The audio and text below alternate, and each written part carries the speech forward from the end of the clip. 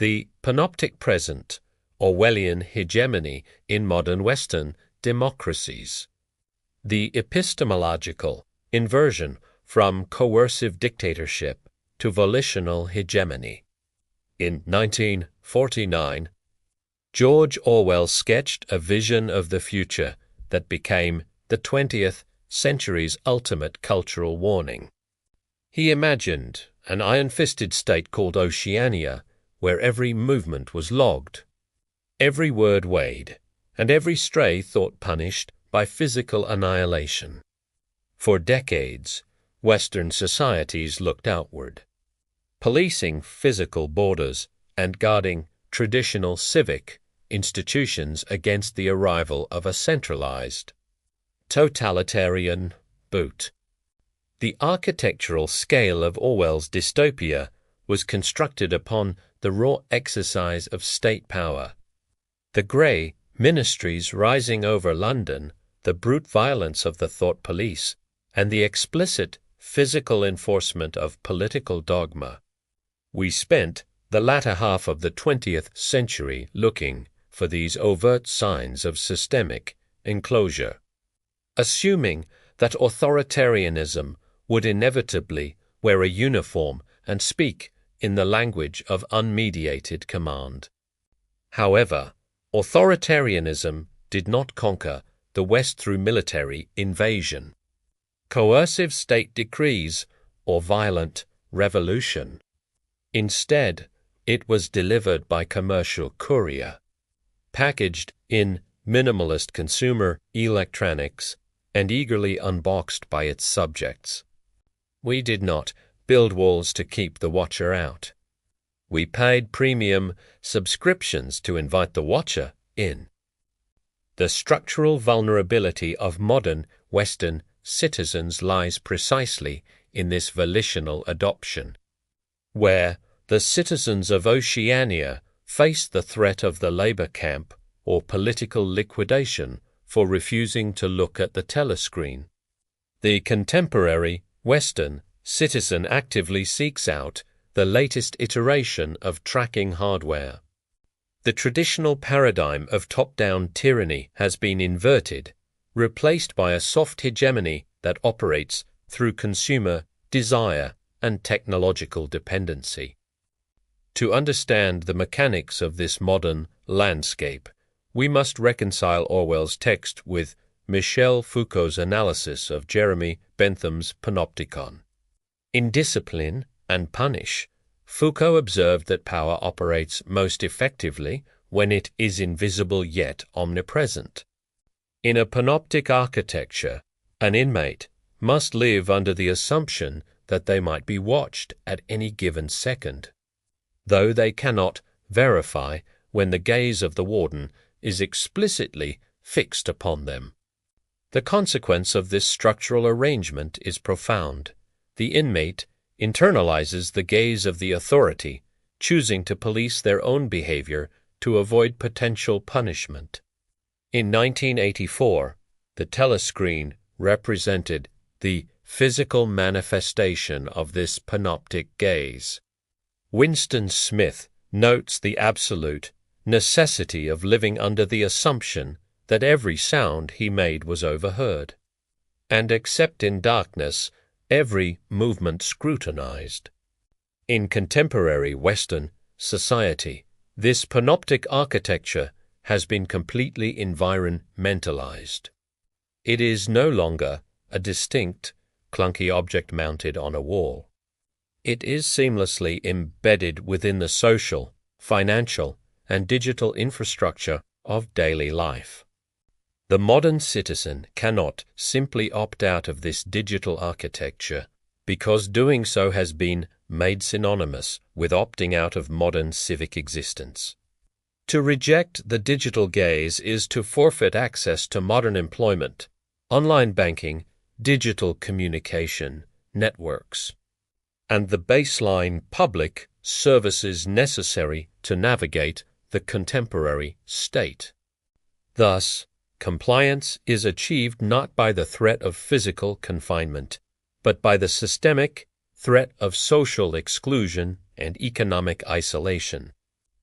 This evolution marks a transition from what Foucault termed disciplinary societies, which relied on physical confinement within distinct institutions like schools, factories, hospitals, and prisons into what Gilles Deleuze defined as societies of control. In these modern structures, control is no longer confined by physical walls or geographic boundaries. It is continuous, fluid, and tracked via infinite, interconnected data networks. The modern citizen is not locked in a cell. They are tracked by a digital leash that monitors their locations and transactions in real time. This presents the central paradox of the modern West, the illusion of total agency. We believe we are free because we possess operational choice, the ability to select our streaming services, customize our smart devices, choose our digital platforms, and curate our online personas.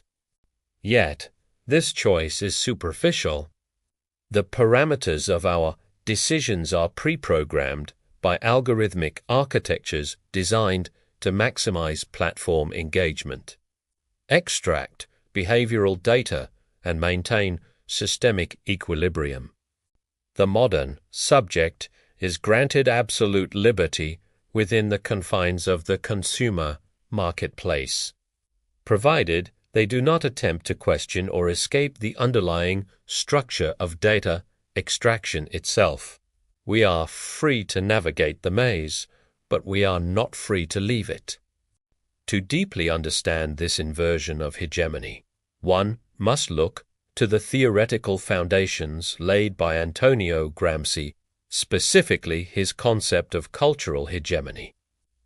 Gramsci posited that a dominant class maintains its position not purely through the use of force, which he termed domination, but through the active creation and dissemination of a worldview that the subordinate classes accept as common sense.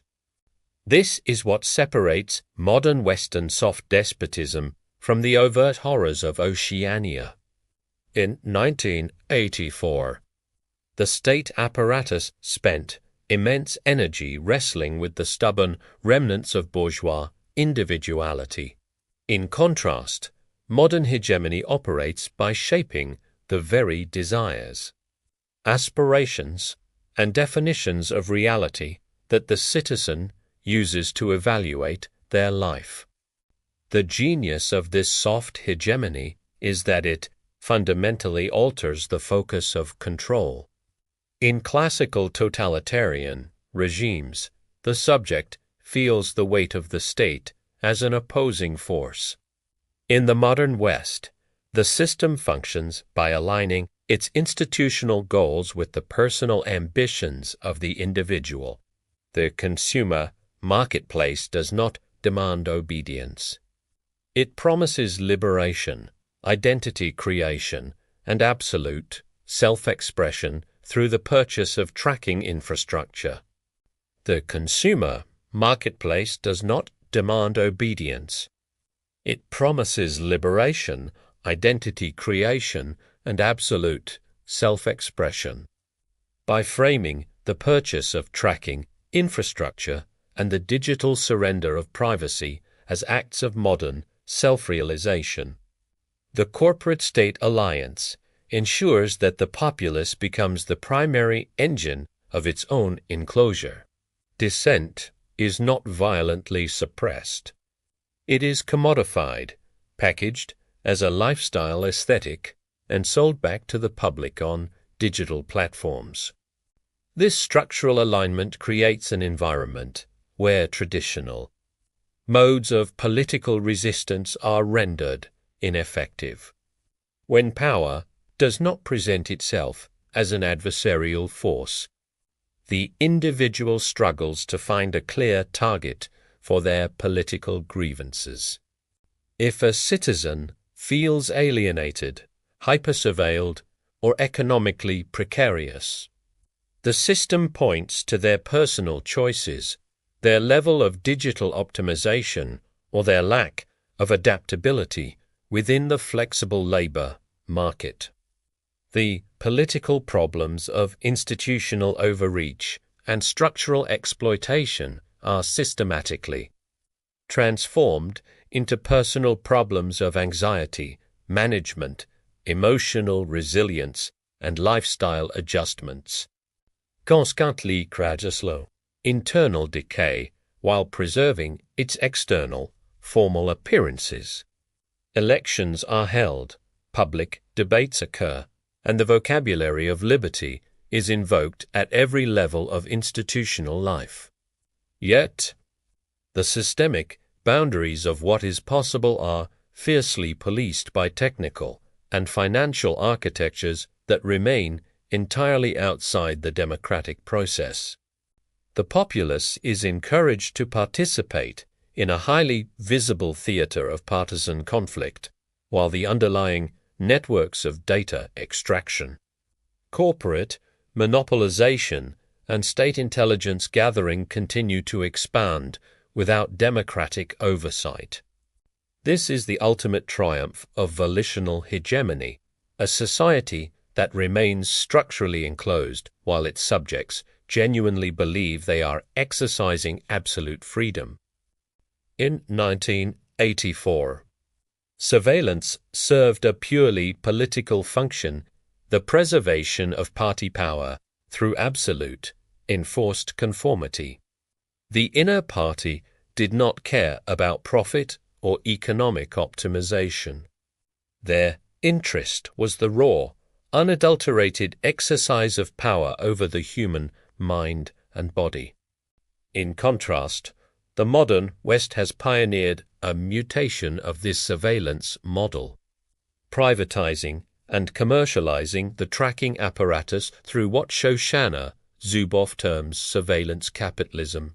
This economic order claims raw human experience as free material for translation into behavioral data, which is then processed, aggregated, and packaged into predictive products to be sold in new behavioral futures markets. The modern consumer telescreen does not merely monitor explicit compliance. It processes ambient microbehaviors to predict future actions. This data is not harvested to ensure the citizen is working hard for the state, but to construct highly accurate, predictive, psychological profiles that allow for behavioral modification. The ultimate goal of surveillance capitalism is to automate human behavior at scale, ensuring maximum predictability for commercial profit and political stability. Winston Smith went to great lengths to find a tiny sliver of space out of the telescreen's line of sight where he could write. Privacy was an endangered, physical luxury that required immense risk and strategic placement.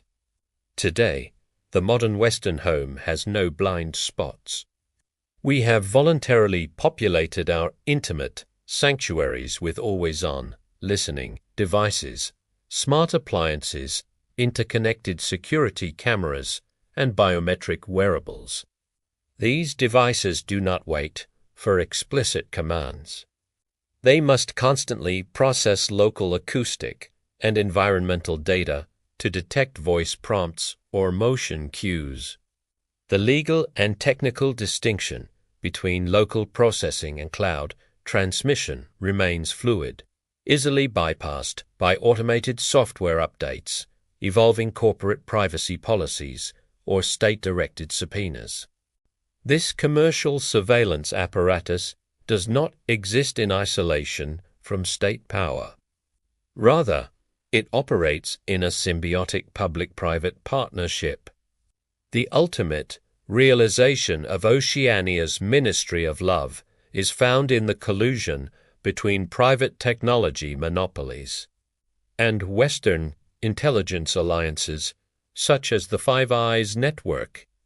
When the modern state wishes to monitor its population, it no longer needs to construct an overt, bureaucratic spy apparatus from scratch. It simply taps into the existing consumer infrastructure. Through geofence warrants, direct access programs like PRISM, and purchasing agreements with private data brokers, the modern state achieves a level of total informational awareness that the inner party could only theorize. By outsourcing the development and maintenance of surveillance infrastructure to private corporations, Western governments effectively bypass traditional constitutional protections against unreasonable search and seizure. If an intelligence agency cannot legally intercept a citizen's communications without a warrant, it can simply purchase the aggregated location and behavioral profiles from a commercial data broker who harvested that information through a standard user agreement. The citizen's data is commodified, traded, and utilized as an instrument of social management, fulfilling the omniscient gaze of Big Brother through commercial channels. The telescreen is no longer a tool forced upon us by the state. It is a luxury commodity we purchase, charge, and carry in our pockets every single day. As surveillance capitalism matures, it transitions from tracking external actions to monitoring the internal, biological rhythms of the human body. In the modern West, this manifests as the rise of the biometric gaze, where private corporations and state intelligence agencies treat the body as data. Smartwatch, fitness trackers, and health applications continuously log heart rate variability, sleep architectures, blood oxygen levels, and stress indices. This data is framed as a tool for personal wellness. Yet it represents the ultimate frontier of behavioral extraction, the datafication of the nervous system. This surveillance possesses an intimacy that Orwell could only hint at through Winston's nervous tics or the tracking of his heartbeat during extreme terror. When the systems of power possess real-time access to an individual's autonomic nervous system, they no longer need to rely on external indicators of dissent or compliance. They can detect the physiological correlates of anxiety, excitement, frustration, and deception before the individual has consciously processed the emotion themselves. This predictive capacity allows for the deployment of real-time behavioral interventions, tailoring digital feeds and ambient environments to exploit the user's immediate psychological vulnerabilities. Furthermore, this biometric extraction operates within a legal framework that treats the body's data as corporate property through non-negotiable user agreements.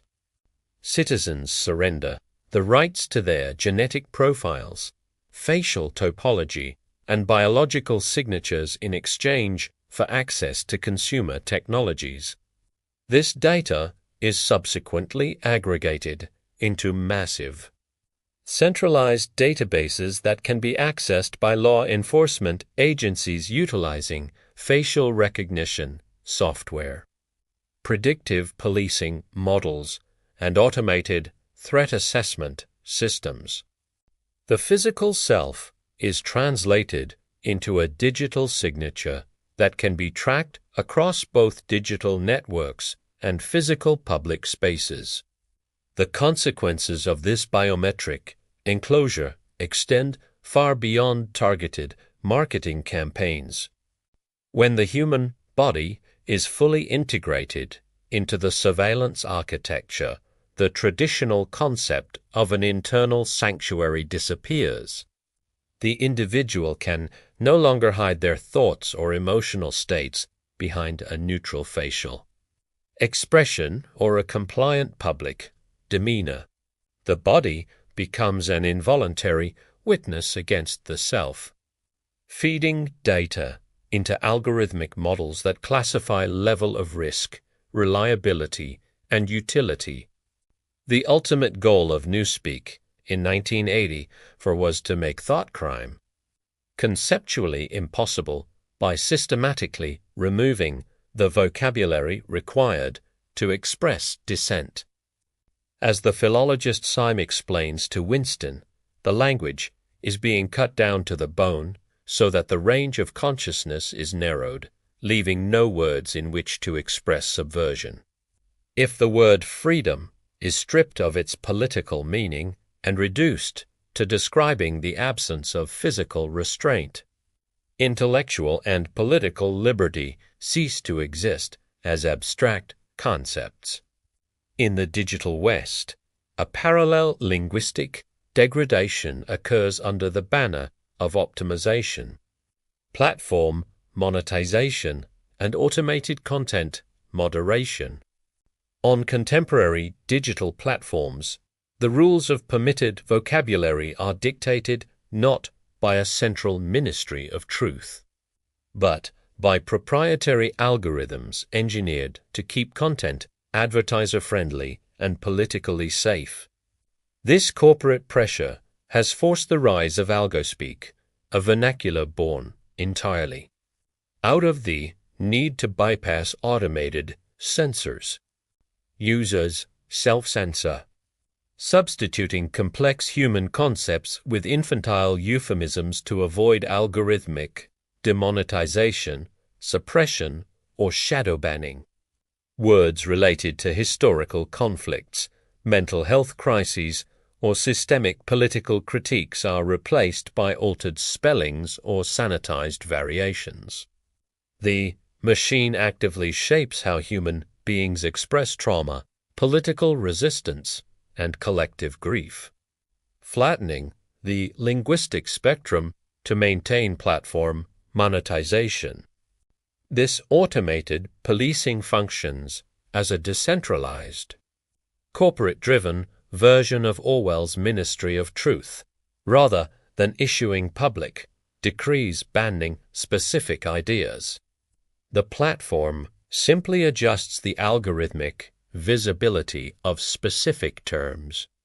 When content is shadow banned, the author is left speaking into an empty digital void, unaware that their reach has been artificially restricted.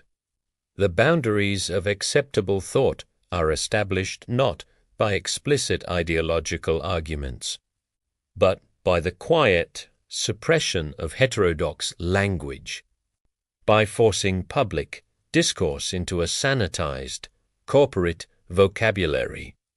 The platform effectively narrows the range of thought, ensuring that radical critiques of the underlying system cannot gain the linguistic traction required to mobilize mass movements. Furthermore, while Oceania maintained ideological compliance through absolute top-down uniformity, the modern West achieves a similar stabilizing effect through algorithmic hyperfragmentation. By tailoring every user's feed to their pre-existing biases, optimization algorithms create customized, isolated cognitive ecosystems. We do not require a centralized state to ban opposing viewpoints. The algorithm simply buries them beneath a mountain of personalized, algorithmically curated content. In these digital echo chambers, alternative perspectives are rendered invisible, and individuals are caricatured to trigger outrage and reinforce digital orthodoxy. This results in a state of cognitive enclosure, where the individual is locked within a self-reinforcing loop of personalized information. This fragmentation breaks down the shared reality required for democratic discourse. When separate groups within a society no longer share a common set of facts, historical reference points, or linguistic meanings, meaningful collective political action becomes impossible. The populace is divided into atomized, warring factions each convinced of its own righteousness and entirely blind to the corporate state architectures that manage and profit from their division. The enclosure of the mind is achieved not by stripping the dictionary bare, but by flooding the digital landscape with an overwhelming volume of tailored, superficial information that drowns out deep, systemic critique. To fully comprehend the nature of modern cognitive enclosure, we must explore the transition from scarcity-based censorship to abundance-based censorship. In 1984, the party controlled information through absolute denial. Books were burned. Documents were destroyed via memory holes, and the state newspaper was the sole source. In the modern digital West, censorship operates through the inverse mechanism, the engineering of epistemological overload. Rather than withholding data, the corporate state apparatus floods the digital network with an unmanageable, permanent torrent of conflicting reports and manufactured scandals, automated bot commentary, and distracting spectacles. This hypersaturation of information overwhelms the human capacity for critical synthesis and long-term attention. Faced with an unceasing wave of notifications and breaking news updates, the individual's cognitive bandwidth is consumed by the immediate act of processing stimuli. The capacity to step back, evaluate structural trajectories, and ground political analysis in a coherent historical framework is systematically eroded.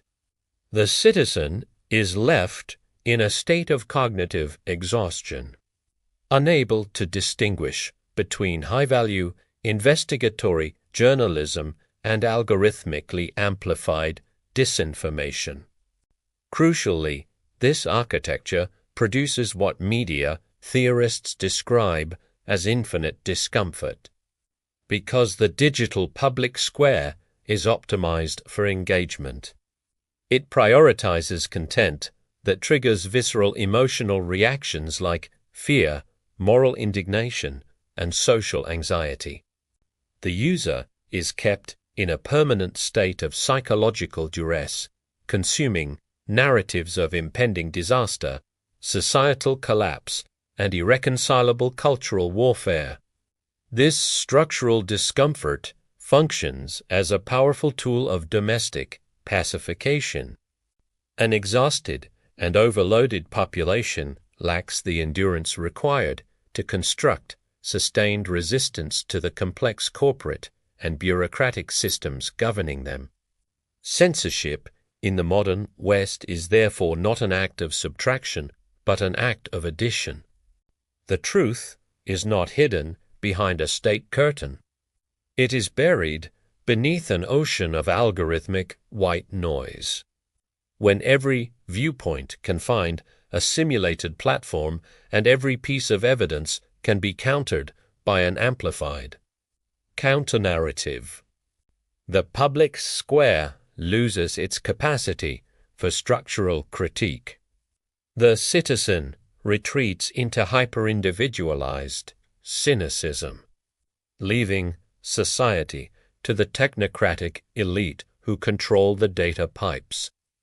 In 1984, Winston Smith's labor at the Ministry of Truth consisted of rewriting history, physically destroying old records to ensure the party's past predictions always aligned with its present positions. Orwell understood that controlling the past is vital to controlling the future. If the state can alter the historical record at will, it can justify any present policy, switch geopolitical alliances instantly, and eliminate the possibility of historical comparison. In the era of physical print, altering the historical record required immense effort, involving the physical destruction of archives and the reprinting of entire runs of newspapers and books. Today, the transition to digital-only archives allows the historical record to be altered instantly, silently, and retroactively.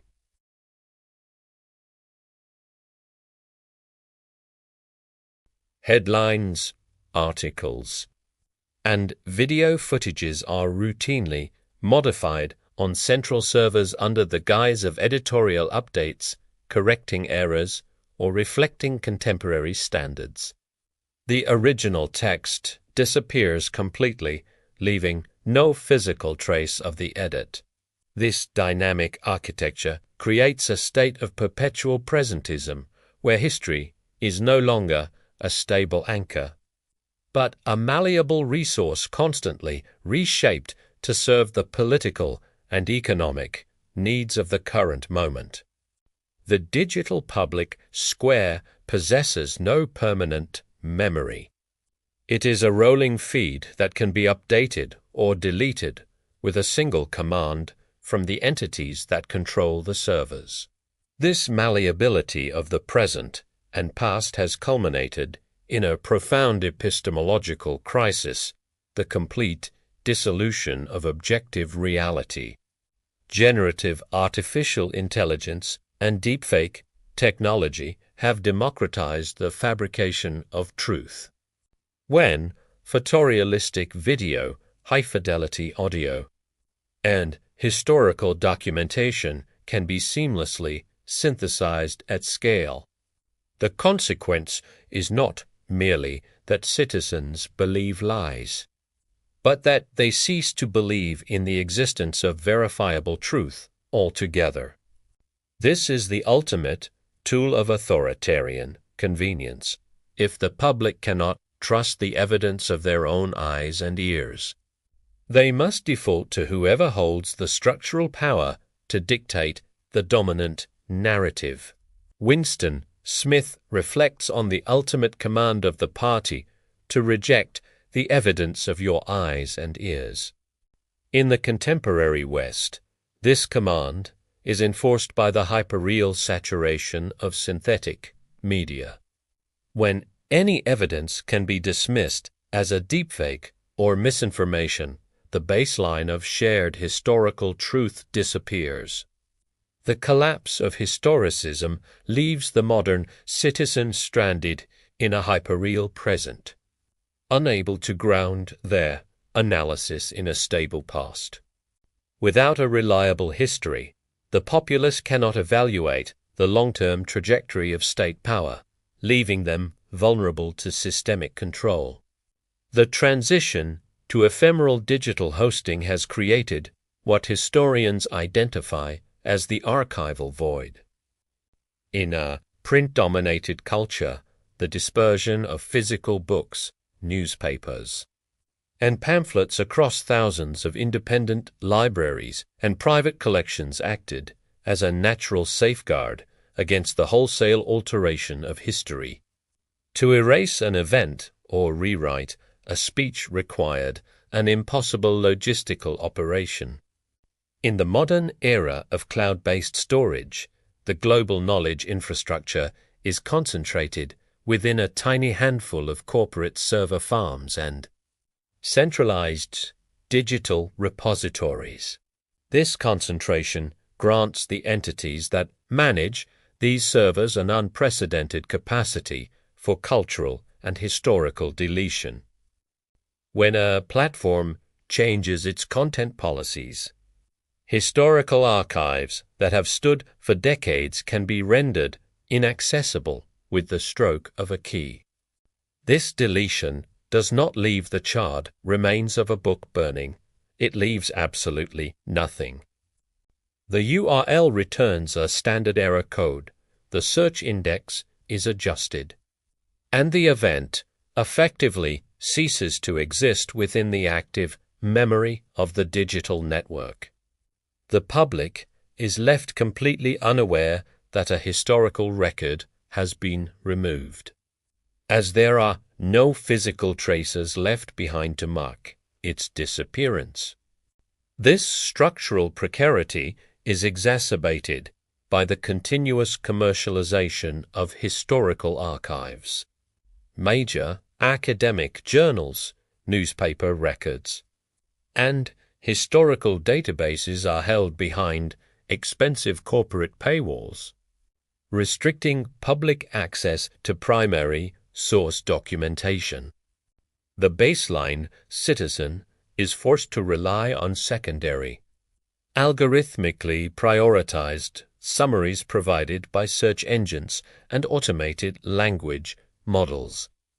These models are trained on datasets that reflect contemporary institutional biases, resulting in a subtle, automated rewriting of the past that aligns historical narratives with the ideological requirements of the modern state-corporate alliance. The ultimate consequence of this archival void is the erasure of historical perspective itself. When the past can be quietly updated to match the assumptions of the present, the citizen loses the capacity to evaluate the degradation of their own society.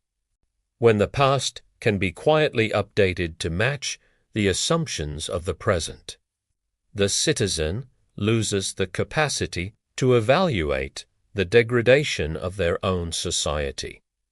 The population is marooned in a permanent present, stripped of the documentation necessary to compare their current unfreedom with the liberties possessed by previous generations.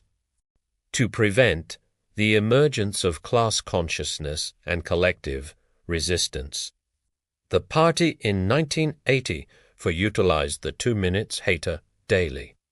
Highly structured ritual of collective rage directed at designated enemies of the state, such as the mythical dissident Emmanuel Goldstein. The ritual served as a powerful psychological pressure valve, transforming the frustrations, anxieties, and miseries of the outer party workers into a unified wave of hatred directed away from the state. During the hate, individuals lost their personal autonomy, merging into a collective mass of unthinking rage that reinforced the absolute authority of Big Brother. Modern social media networks function as decentralized, continuous engines of this same psychological phenomenon. Because engagement algorithms optimize for moral-emotional outrage as outrage is the most reliable driver of user attention and platform. Monetization it is highly profitable to keep a population in a state of perpetual anger, defensiveness, and division. By directing public frustration toward cultural scapegoats, partisan enemies, and lateral cultural conflicts, the underlying structural, economic, and political systems of power remain completely unchallenged. The digital public square is engineered to produce daily cycles of outrage that mirror the operational dynamics of the 2 minutes hate. This engineered polarization serves to atomize the collective, breaking down social solidarity and preventing the formation of political coalitions. In this digital environment, the individual is encouraged to view their fellow citizens not as partners in a democratic project, but as existential threats to their identity and values. This lateral hostility acts as a powerful stabilizing mechanism for the dominant hegemony. As long as the populace is locked in a state of perpetual culture war, they are unable to organize against the systemic economic inequalities, corporate monopolies, and surveillance expansions that characterize the modern political economy. The modern 2 minutes hate is not an accidental byproduct. It is a permanent, structural feature of the digital public square. It functions to isolate the individual within an intense state of emotional reactivity, neutralizing their capacity for long-term strategic thought and collective organization. By transforming political discourse into a series of performance-driven moral crusades, the digital apparatus ensures that genuine, counter-hegemonic solidarity cannot take root. The citizen is left trapped in a cycle of algorithmic rage, policing their peers while remaining completely blind to the larger structures of enclosure that manage their attention and behavior. The optimization of outrage by digital platforms has resulted in a structural phenomenon that can be classified as algorithmic tribalism.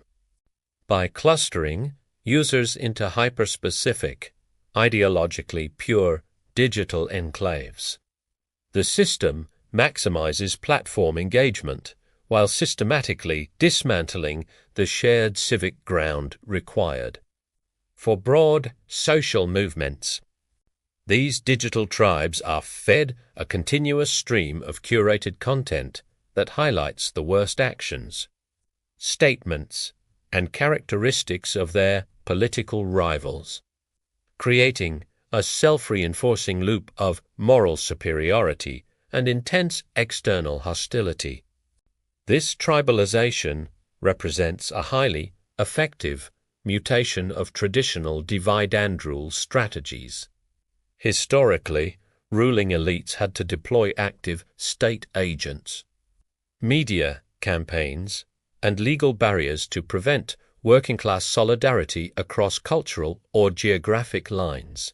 In the contemporary West, this fragmentation is automated, driven by the structural logic of the engagement economy. The algorithm does not possess an explicit political ideology.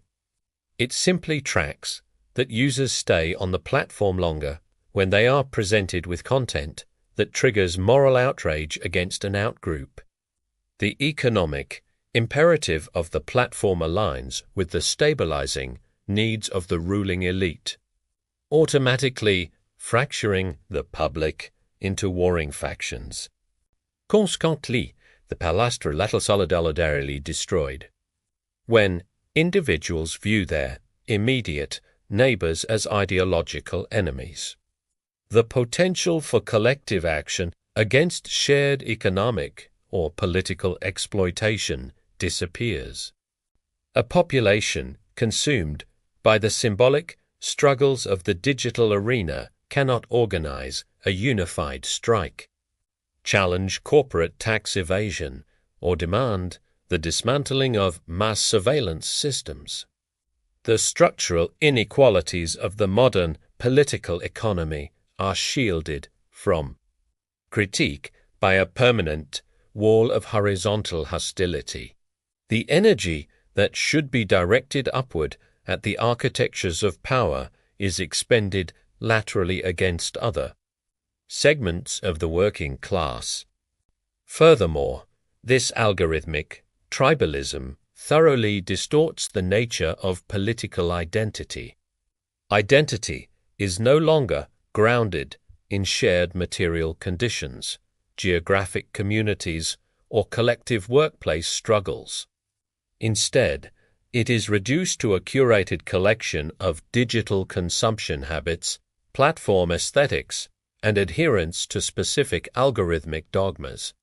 The individual finds belonging not by participating in real-world mutual aid or local political organization, but by demonstrating absolute loyalty to their digital tribe through the performance of public outrage. The collective is replaced by an atomized network of performative individuals, policing their peers to maintain their standing within a simulated community. A critical structural bridge between Orwell's Oceania and modern Western states is the systematic inversion of terminology within institutional bureaucracies. In 1984, The names of the four ministries are direct inversions of reality. The Ministry of Peace concerns itself with perpetual warfare. The Ministry of Truth with structural propaganda, the Ministry of Plenty with economic scarcity, and the Ministry of Love with torture and political liquidation. This is not merely an ironic literary device.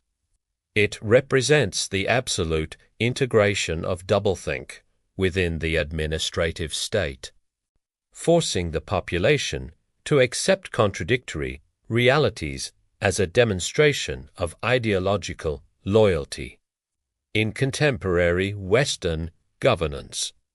This linguistic inversion has been deeply institutionalized under the banner of administrative jargon and defensive rebranding. Following the conclusion of World War II, Western democracies systematically transitioned their departments of war into departments of defense. This semantic shift matches the exact logic of Orwell's Ministry of Peace.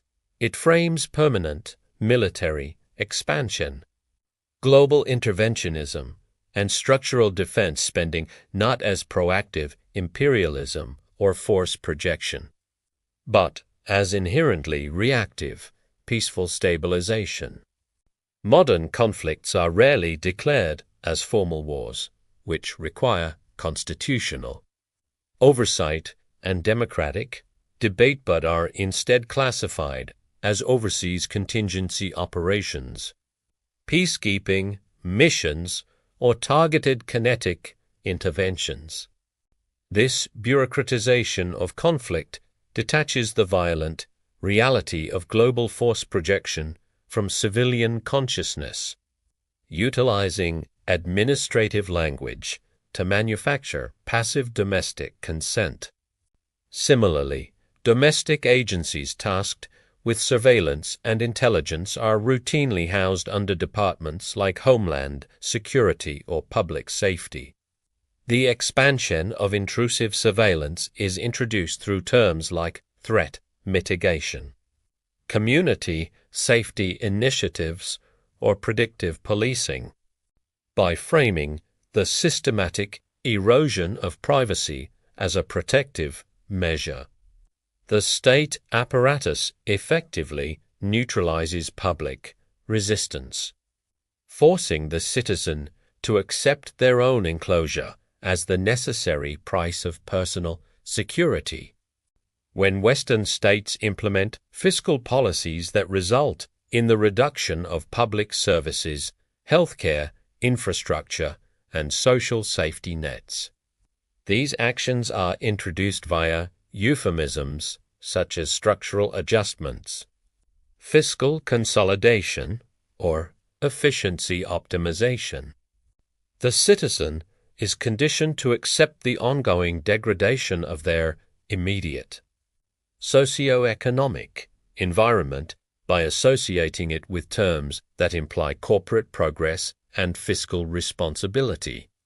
This linguistic insulation protects the ruling political class from mass domestic unrest, ensuring that the structural extraction of wealth remains hidden behind a wall of impenetrable administrative jargon.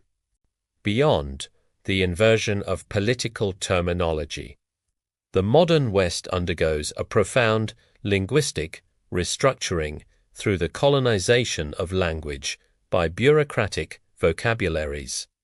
In Oceania, Newspeak operated by physically deleting words from the language, systematically narrowing the linguistic field to eliminate the possibility of heterodox thought. In contemporary corporate technocratic society, this enclosure is achieved through a specialized managerial lexicon that flattens human experiences into transaction-oriented phrases. This managerial vocabulary recasts human relationships and civic responsibilities in the language of logistics and market optimization. Within this corporate lexicon, students and patients are reclassified as clients or service users. Human beings are referred to as human capital or resources, and communities are defined as stakeholder networks. This semantic shift is not merely cosmetic. It fundamentally alters the ethical frameworks used to evaluate social institutions. When a public hospital or university is forced to operate using the language of market metrics, its success is no longer judged by how well it serves the community, but by its fiscal efficiency, asset utilization, and competitive optimization. This linguistic enclosure effectively neutralizes the vocabulary required to articulate alternative methods of social organization. If every public discussion regarding healthcare, education, and environmental protection must be framed within the language of cost-benefit analysis, return on investment, and resource allocation, the concept of a public good existing outside the market logic becomes linguistically impossible to express. The language is cut down not by state decree, but by the systemic imposition of a corporate vocabulary that treats all human values as quantifiable financial metrics. The modern citizen finds themselves swimming in a linguistic sea where terms like solidarity, common good, and liberation are systematically replaced by terms like alignment, synergy, and deliverable metrics. Furthermore, this corporate terminology serves as a highly effective tool for managing institutional dissent. When an employee or citizen wishes to challenge a policy, they are forced to express their grievances through structured administrative channels using the permitted vocabulary of institutional compliance. The radical edges of political critique are automatically filed down by the necessity of adapting to corporate formats. Dissent is processed, filed, and converted into an internal administrative asset to be managed by human resource departments, ensuring that the structural logic of the institution remains entirely secure from external challenge. The physical vulnerability of the individual serves as the foundational leverage point for the party in 1984 through absolute control over food rations, physical movement, and systemic torture. The state reduces the human experience to a series of biological reactions. Winston Smith reflects that, in the face of physical pain, there are no heroes. The body internalizes fear and defaults to self-preservation. The party understands that when an individual is reduced to raw biological survival, their commitment to abstract ideals like truth, freedom, and justice completely evaporates.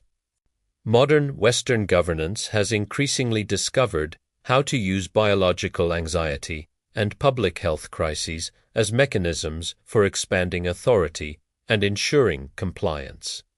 When the state can position itself as the sole arbiter of physical survival, the traditional boundaries of democratic governance are easily suspended. The deployment of systemic tracking applications and digital health credentials are introduced under the exceptional logic of emergency preservation.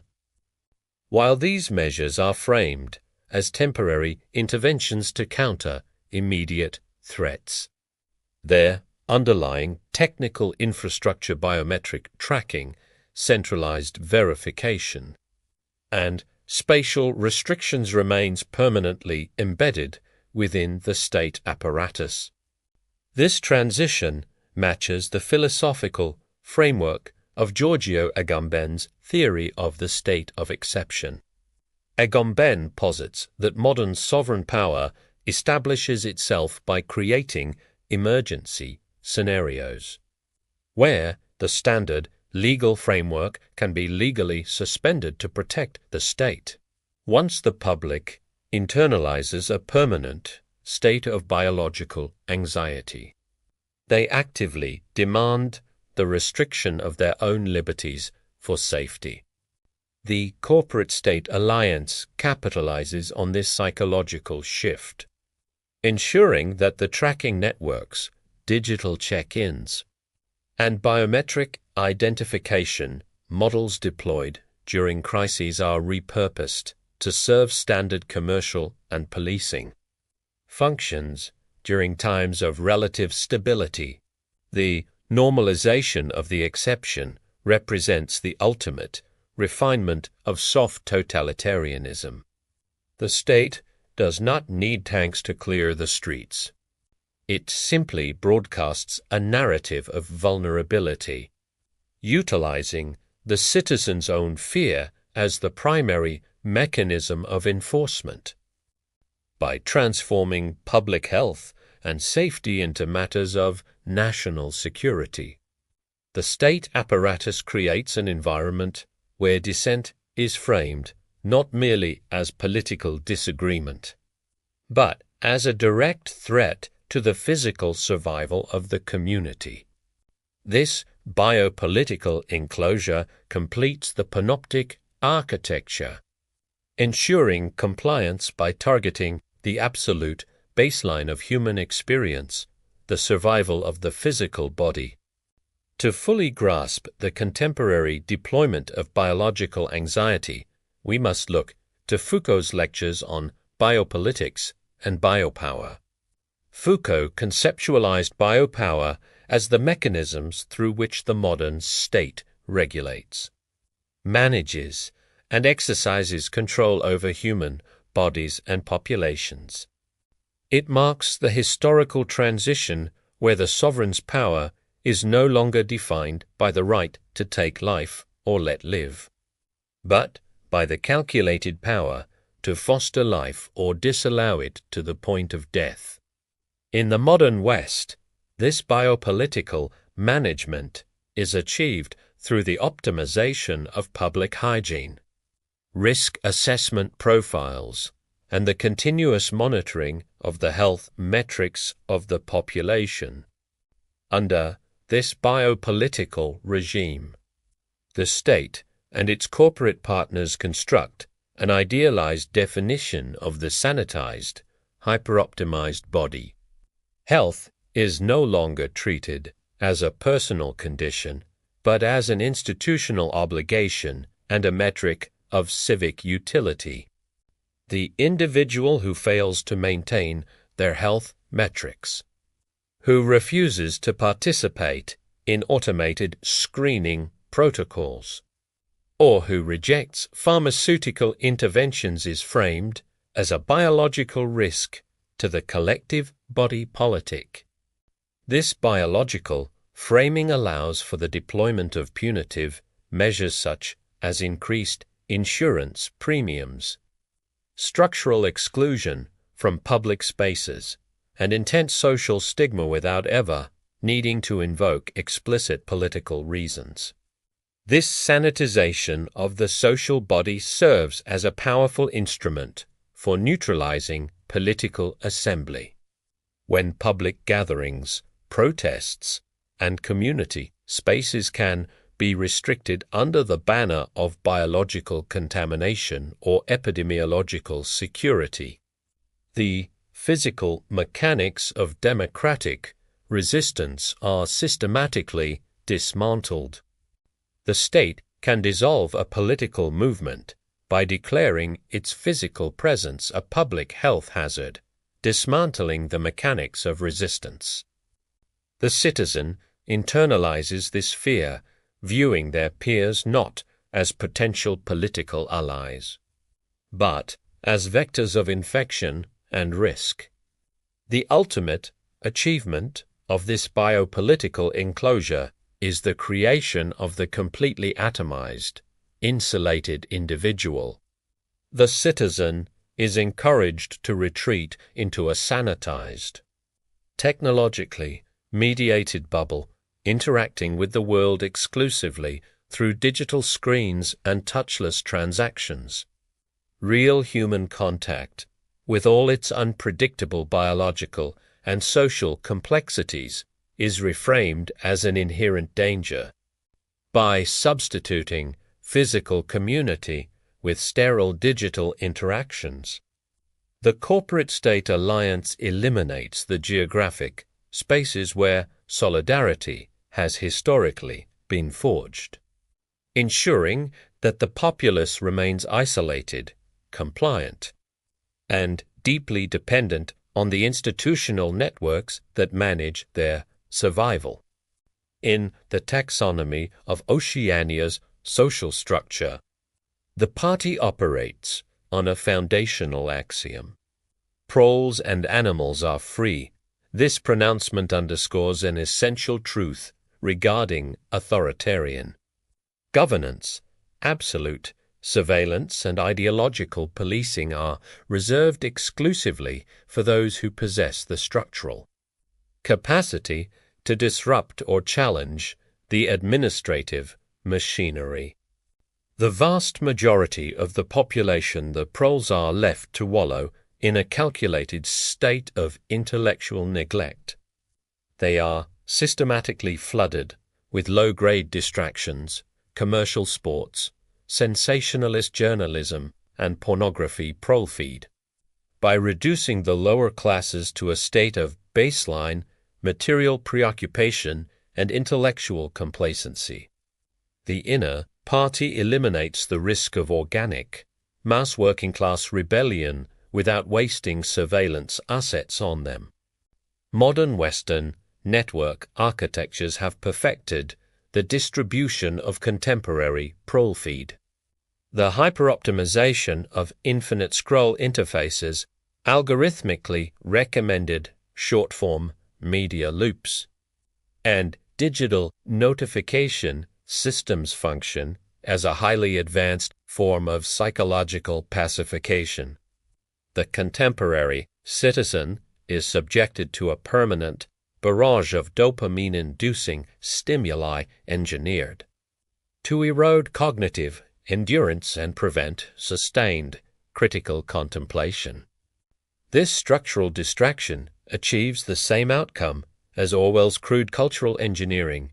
It keeps the baseline populace to fractured, exhausted, and intellectually driftless to organize any comprehensive critique of corporate or state configurations. Crucially, this architecture creates a dual-tier framework of social control. While the technical, managerial, and intellectual classes are monitored via corporate surveillance systems and strict ideological frameworks, the broader population is kept passive by digital consumption. The extraction of raw attention becomes as economically lucrative as it is politically stabilizing.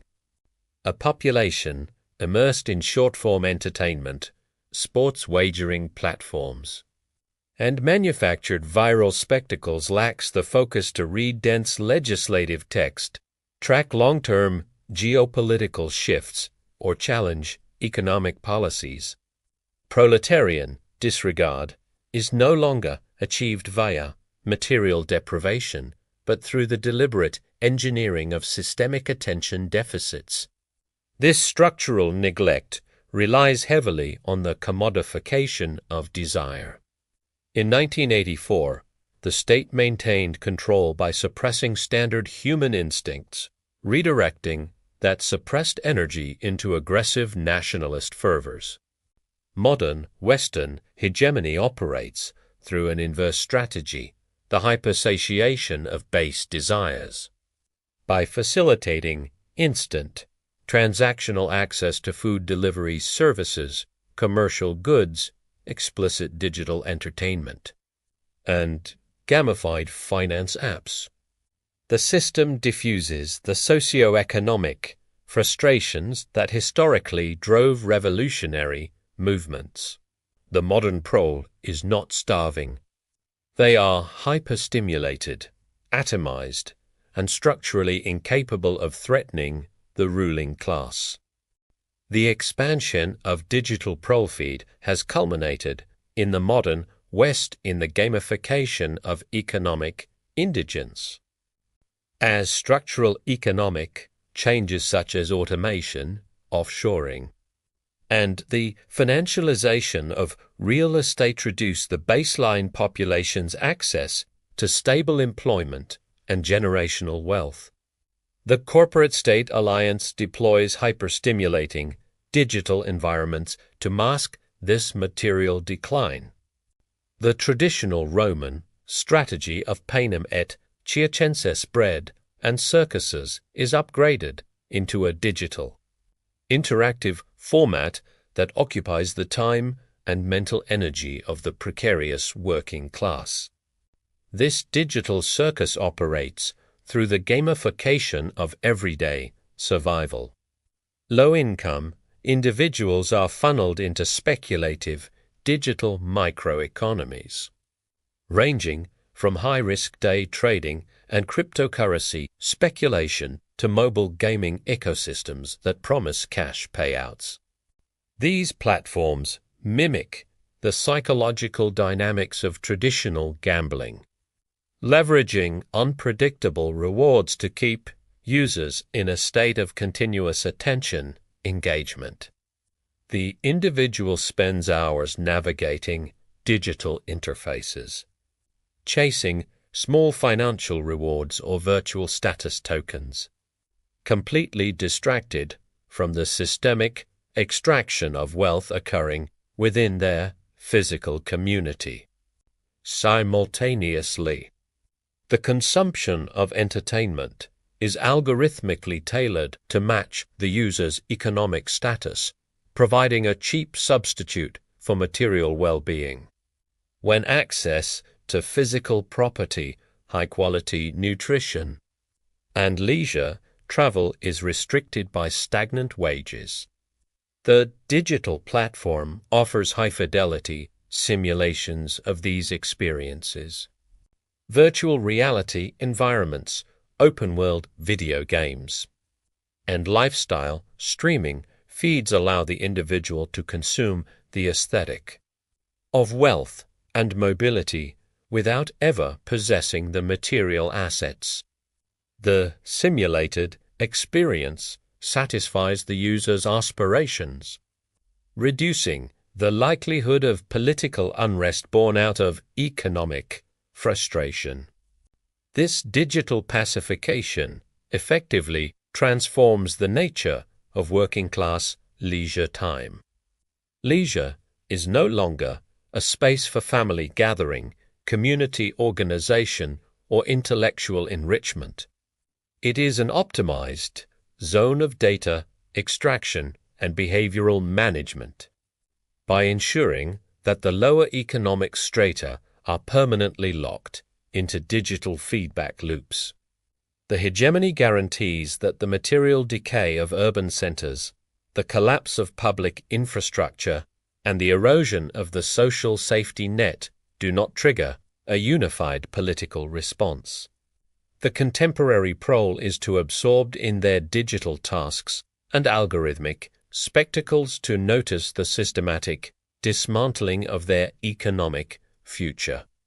To conceptualize the internal landscape of modern hegemony, one must transition from Orwell's model of external state terror to the framework of psychopolits. As articulated by the philosopher Byung-Chul Han in 1984, the subject's subjection is achieved through external physical coercion. The state stands against the individual as an aggressive, adversarial warden. In modern Western neoliberalism, the technique of power is far more advanced.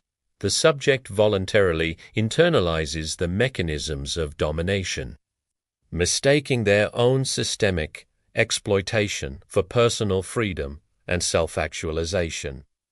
The contemporary Western worker is conditioned to view themselves not as a subordinate member of a labor collective, but as an autonomous entrepreneur of the self, under the pressure of performative optimization. Individuals voluntarily maximize their productivity, working hours, and digital connectivity to enhance their personal brand and market value. This internal drive creates a state of self-exploitation that is far more comprehensive than any productivity quotas enforced by Orwell's Ministry of Plenty. The individual functions simultaneously as the inmate and the warden, driving themselves into chronic burnout. Anxiety, disorders, and clinical depression in pursuit of corporate metrics.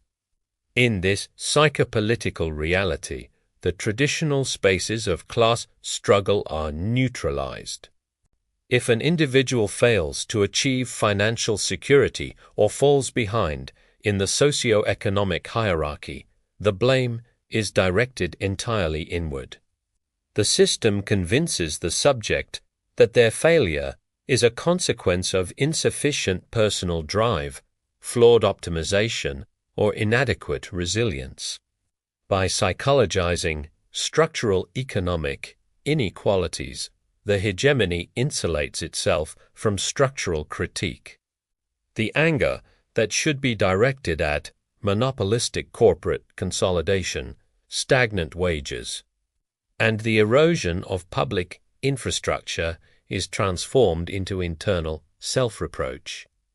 Furthermore, this internalized control relies on the complete financialization of daily life. The contemporary citizen is bound to the system through debt architecture, student loans, medical balances, mortgages, and consumer credit lines. These financial commitments function as a silent, highly efficient alternative to the corrective institutions of Oceania. A worker burdened by systemic debt cannot afford to strike, protest, or experiment with heterodox lifestyles. They must remain compliant, optimizing their performance to service their financial obligations. The Modern Room 101 is not a torture chamber filled with physical phobias. It is the quiet, crushing realization of impending insolvency and structural precarity. The logical consequence of an economic order that internalizes domination is the rise of a corporate mental health industry designed to manage the psychological fallout of self-exploitation. As systemic burnout, anxiety, and depression reach crisis levels across Western democracies, the institutional response is not to critique the structural demands of the workplace or the hyper-surveilled nature of modern life. Instead, the hegemony deploys the resilience narrative, treating psychological suffering as a personal deficiency to be corrected through individual therapeutic techniques, mindfulness applications, and pharmaceutical interventions. This resilience industry operates on the assumption that the individual body and mind must be continually adapted to withstand the increasing pressures of the technocratic economy.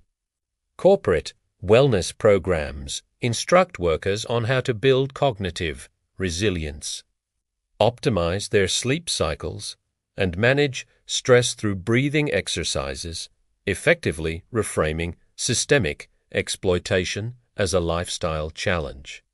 The responsibility for enduring economic instability and intense workplace pressure is placed entirely on the employee, who must optimize their psychological capacity to maintain their productivity metrics.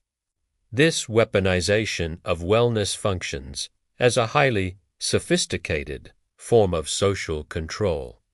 By treating structural alienation as a neurochemical imbalance or a failure of personal mindfulness, the system insulates its foundational economic architectures from critique. The individual who feels crushed by the demands of the modern workplace is encouraged to seek out meditation apps, or medical solutions rather than organizing a labor union or demanding structural changes to their environment. The potential for collective political outrage is diffused, transformed into a private quest for inner peace and psychological alignment with the corporate order. Furthermore, this therapeutic enclosure creates a new class of behavioral metrics. Technology platforms and HR departments track employee engagement with wellness applications, monitoring mood stability, stress level, anions.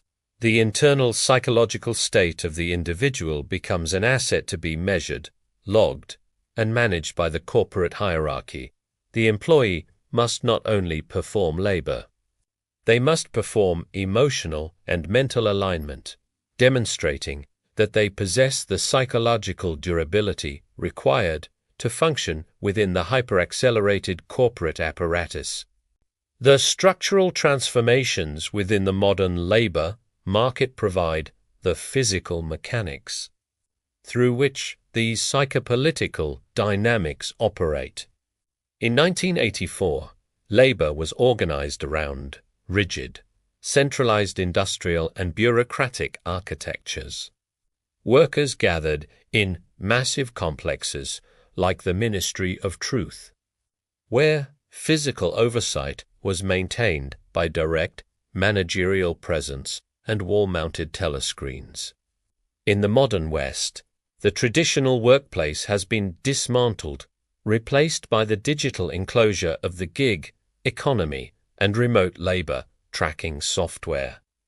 Modern platforms leverage algorithmic management systems to exercise total control over a decentralized workforce. Drivers, couriers, and freelance remote workers do not interact with a human supervisor. Their behavior, speed, efficiency, and customer ratings are continuously monitored by proprietary algorithms. The app functions as an invisible, omnipresent manager that adjusts pay rates, assigns tasks, and issues automated terminations based on data metrics. This gig panopticon strips the worker of traditional labor protections, transforming employment into a continuous, anxious performance measured in real-time key logs, location check-ins, and facial recognition scans. For the growing segment of remote corporate workers, the home has been transformed into an extension of the corporate enclosure. Through the installation of employee monitoring software colloquially termed bossware, corporations log keystrokes, record webcam feeds, and track mouse movements to compute productivity metrics. The architectural boundary between the factory floor and the domestic space has been dissolved. The worker can never truly leave the workplace, as the tools of communication, messaging platforms, project dashboards, and mobile devices remain permanently active within their private residence. This digital enclosure of labor prevents the development of organic workplace solidarity. When workers are atomized, isolated within their separate environments, and forced to compete against one another via platform metrics, the capacity for collective bargaining or unionization is neutralized. The system treats the worker as an interchangeable data point within a vast logistics network, optimizing the extraction of labor while minimizing corporate liability. The contemporary worker does not require a physical supervisor standing over them because the app in their hand provides a continuous, metric-driven pressure that enforces absolute operational compliance. The integration of artificial intelligence and automated systems into the modern workplace has transformed the traditional understanding of managerial authority. In previous eras, labor discipline was exercised through human intermediaries like foremen and managers. whose decisions could be questioned, negotiated, or resisted.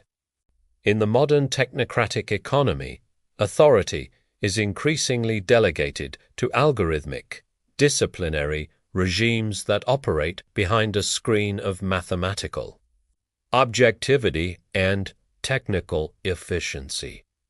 These automated systems monitor every aspect of the worker's performance, applying real-time data analysis to detect deviations from corporate efficiency targets. In automated fulfillment centers, workers are assigned tasks by predictive models that calculate the exact seconds required for completion. If an individual drops below the algorithmically determined baseline, the system automatically logs a disciplinary warning and notes the error on their profile. The system can even initiate termination protocols without the intervention of a human manager, leaving the worker in an adversarial relationship with a machine. This machine possesses no capacity for empathy, context, or negotiation. This algorithmic discipline relies on the absolute transparency of the worker's body and mind. Wearable sensors, smart badging systems, and desktop logging applications track bathroom breaks, physical posture, and vocal tone during customer interactions. The human being is treated as a component within a machine assembly, whose micro-movements must be continually optimized to maximize corporate throughput.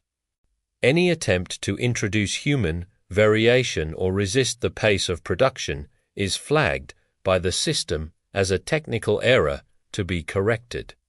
The deep psychological effect of this automated oversight is the total internalization of workplace discipline. The worker lives in permanent performance anxiety. They cannot leverage personal relationships with management or find spaces of relief. The authority is automated, remote, and permanent. This reinforces a sense of absolute powerlessness that mirrors the psychological domination experienced by the subjects of Oceania. The workplace becomes a highly specialized laboratory of behavioral compliance, ensuring labor is extracted with mechanical efficiency. Ultimately, the individual is left atomized and broken, a mere byproduct of a system designed for total, unyielding optimization. To fully understand the epistemological collapse occurring in modern Western democracies, we must look beyond Orwell's crude fabrications of reality. We must look to Jean Baudrillard's theory of hyperreality and simulation. In 1984, the state still recognized the existence of objective reality. The distortion of truth was a deliberate, tactical operation designed to break the psychological autonomy of the individual. When the party forces Winston to believe that 2 + 2 = 5, it knows that 2 + 2 actually equals 4. The target is the human will itself. In the contemporary digital landscape, the distinction between the real and the representation has dissolved entirely. We live inside a simulation where images, signs, and media spectacles do not represent reality. They precede and construct it. Baudrillard refers to this state as the procession of simulacra. The contemporary citizen interacts primarily with digital representations. Media, narratives, simulated trends, viral videos, and algorithmically generated debates that have no foundation in physical, objective truth. The real has been replaced by the hyperreal. This saturation of simulacra fundamentally alters the nature of political conflict. Political debates are rarely fought over material conditions or structural economic reform. Instead, they are fought over hyperreal simulations.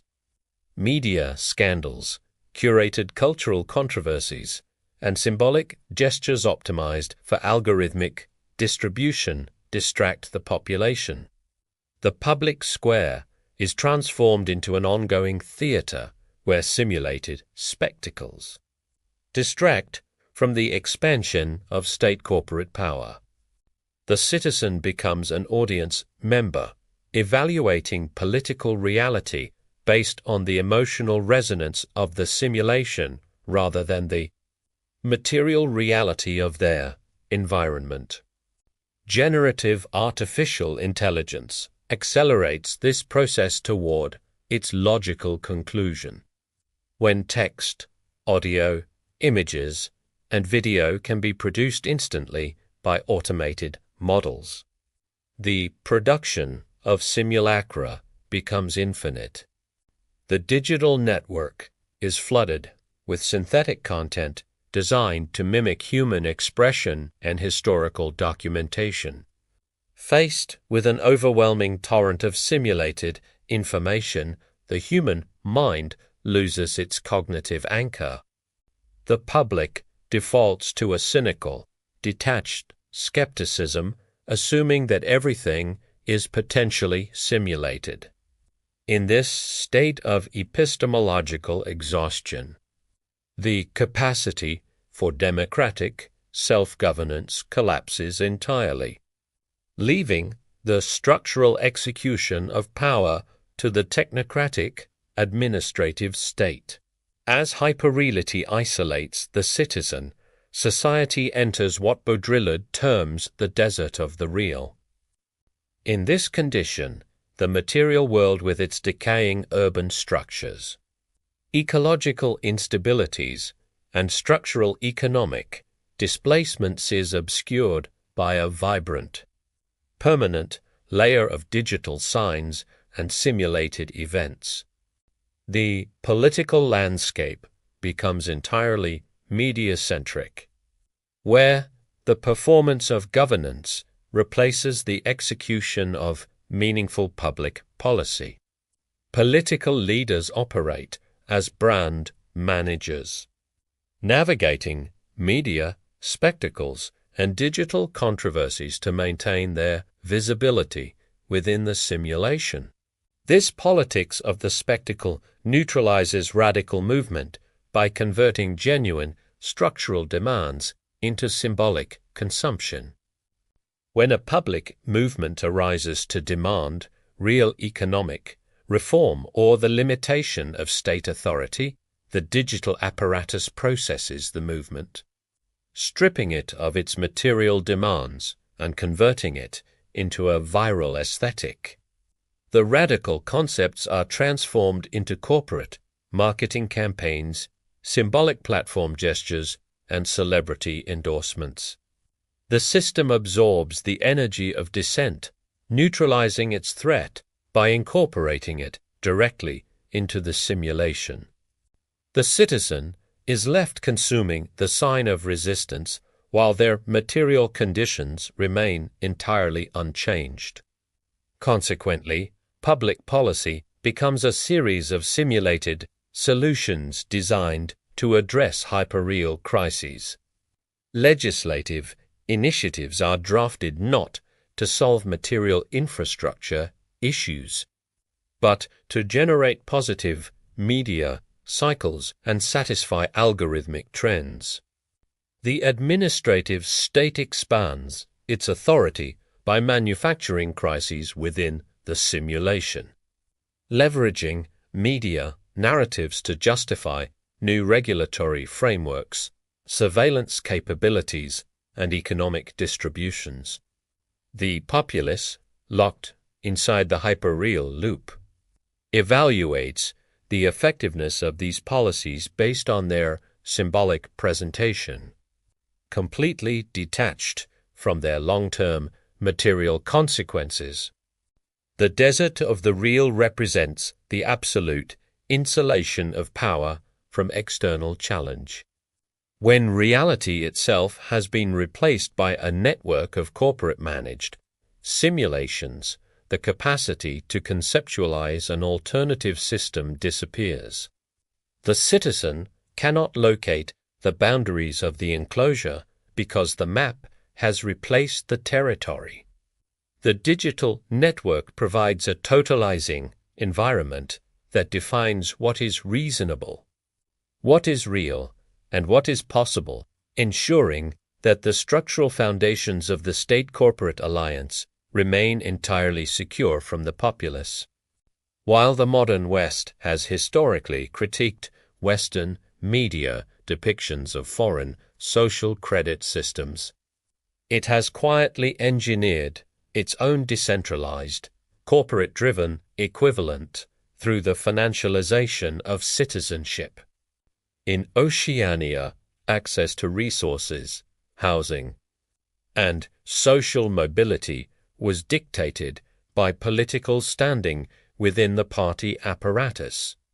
If an individual demonstrated heterodox tendencies, their rations were cut, their privileges revoked, and their existence erased from public records. In contemporary Western societies, this enforcement mechanism operates through financial scoring, consumer credit tracking, and corporate platform access. The modern credit score functions as a highly advanced instrument of behavioral conditioning. An individual's capacity to secure housing, obtain employment, purchase transportation, or access capital is tied to a centralized metric managed by private financial institutions. This score does not simply measure financial capacity. It evaluates compliance with the structural logic of the financial system, penalizing those who operate outside its parameters. This score does not simply measure financial capacity. It evaluates compliance with the structural logic of the financial system, penalizing those who operate outside its parameters. This financial panopticon has expanded significantly with the rise of digital payment processing, networks, and corporate terms of service enforcement. Private financial institutions, payment gateways, and tech platforms possess the structural power to disconnect individuals or political organizations from the financial grid without judicial oversight. By enforcing corporate terms of service agreements, banks and technology monopolies can restrict access to payment processing, freeze capital accounts, and remove individuals from digital marketplaces for expressing non-mainstream political or cultural viewpoints. This decentralized system of exclusion achieves the exact goals of Orwell's Ministry of Love, but operates entirely within the private sector. The state does not need to issue a formal decree to silence a dissident. The private financial grid simply revokes their operational access. An individual who cannot process payments, maintain a bank account, or access digital communication platforms is effectively reduced to a state of civil death. This financialization of citizenship ensures that compliance with corporate and state orthodoxy is maintained, as the cost of heterodox dissent is transformed into immediate economic marginalization. An individual who cannot process payments or access platforms is effectively reduced to a state of civil death. ESLO. Systemic elimination of physical cash across Western democracies marks the final enclosure of the financial panopticon. Cash represents an anonymous, untraceable medium of exchange that allows individuals to participate in economic life outside the oversight of corporate networks and state surveillance. The transition to an exclusively digital payment architecture accelerated by tap-to-pay technologies, mobile wallets, and centralized banking applications effectively converts every economic transaction into a traceable data event. The slow, systemic elimination of physical cash marks the final enclosure of the financial panopticon. This cashless panopticon grants financial institutions and state authorities total visibility over the material dependencies of the population. Every purchase of food, literature, medical supplies, and transportation is logged, categorized, and analyzed by risk assessment algorithms. This data is leveraged to build comprehensive consumer and political profiles, allowing for the deployment of financial disincentives against individuals whose consumption habits deviate from institutional standards. The absolute tracking of capital flow eliminates the economic privacy that historically underpinned personal autonomy. Furthermore, the implementation of central bank digital currencies, CBDCs, introduces a level of programmable financial control that completely realizes the economic restrictions of Oceania. Unlike traditional digital bank ledger balances, a programmable currency allows the issuing authority to establish explicit conditions on how, where, and when capital can be expended. The state can implement automated expiration dates on funds to force immediate consumption, restrict the purchase of specific commodities based on environmental or public health quotas, and automatically freeze the assets of individuals who participate in unapproved political protests. The integration of programmable finance completes the structural loop of volitional hegemony. The citizen does not need to be physically confined to prevent their participation in a political movement. The financial system simply adjusts the operational parameters of their digital capital. If an individual attempts to purchase a ticket to a protest or fund an independent journalistic outlet, the transaction is automatically blocked by the central ledger algorithm. The absolute financialization of daily life strips the individual of their economic sovereignty, turning access to basic material survival into a conditional privilege managed by the technocratic elite.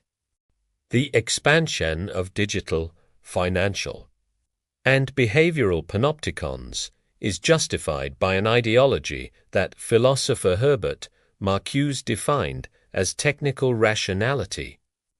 In One-Dimensional Man, Marcuse observed that in advanced industrial societies, the technical apparatus of production and management becomes an autonomous political force. Decisions regarding social organization and human rights are stripped of their moral dimensions and reframed as purely technical problems for data-driven experts. In modern Western democracies, this technical rationality manifests as the rise of the technocratic state. Governance is increasingly insulated from democratic accountability, transferred to unelected regulatory agencies, central banks, international trade bodies, and private advisory firms. These entities operate on the assumption that human society can be optimized through algorithmic management, data aggregation, and structural engineering. The democratic public square is treated as a chaotic, inefficient space that must be managed, curated, and restricted to preserve systemic stability. This technocratic management relies heavily on the use of crises to implement long-term structural changes. When an economic collapse, geopolitical threat, or environmental crisis occurs, the technocratic state frames the situation as an emergency that can only be resolved by giving specialized experts exceptional authority. Under this logic, traditional democratic debate and constitutional protections are treated as luxuries that cannot be afforded during an emergency. The solutions implemented, whether they involve financial bailouts, expanded surveillance programs, or restrictions on freedom of movement, are presented as objective, neutral interventions, effectively obscuring the ideological assumptions and power dynamic interests that drive them. Technical rationality transforms the citizen from an active political agent into a passive consumer of administrative decisions. The individual is conditioned to believe that the complex socio-economic issues facing their community are beyond their cognitive capacity, requiring the specialized knowledge of technocrats and algorithmic models. This internal resignation neutralizes the potential for radical political imagination. If the existing order is presented as the only rational, scientifically verifiable method of organizing human society, any attempt to conceptualize an alternative system is dismissed as irrational, dangerous, and structurally impossible. The final stage of technical rationality is the implementation of cybernetic governance. Cybernetics, as a design framework, concerns itself with the control and regulation of complex systems through information feedback loops. When applied to statcraft, cybernetic governance treats the entire population as a dynamic, predictable system that can be managed in real time through the adjustment of informational inputs, digital architectures, and economic incentives. Politics, defined as the conflict between differing visions of the good life, is declared dead, replaced by the science of system optimization. In this cybernetic enclosure, the state apparatus no longer attempts to convince the public of its legitimacy through ideological debate or democratic persuasion. Instead, it adjusts the environmental parameters of the digital networks and physical spaces within which the citizen operates. By utilizing real-time data from surveillance capitalism, financial networks, and biometric tracking systems, the cybernetic state deploys gentle pushes, automated nudges, and algorithmic curation to guide the population into compliant behavior patterns. The citizen choice is managed at the architectural level, rendering overt state violence unnecessary. This structural optimization systematically eliminates the spaces where genuine political alternative ideas can be articulated. When the public square is entirely enclosed within corporate-managed digital platforms, the parameters of what constitutes a valid political argument are hard-coded into the system's content policies. Heterodox economic critiques, radical restructuring proposals, and systematic challenges to the technocratic elite are filtered out by algorithmic models as platform safety violations or informational contamination. The discourse is flattened to ensure the permanent stability of the system. The death of politics leaves the modern Western democracy in a state of terminal stagnation. The formal institutions of democracy, parliaments, Congress, court systems remain active, but they are hollow shells whose primary function is to ratify the technical decisions made by the technocratic administrative state and its corporate partners. The citizen is left trapped inside an inescapable, optimized cybernetic loop, participating in a simulated democratic process while the structural foundations of their society are permanently managed by data, networks, and corporate algorithms. The material manifestation of cybernetic governance and environmental surveillance is found in the development of the smart city infrastructure.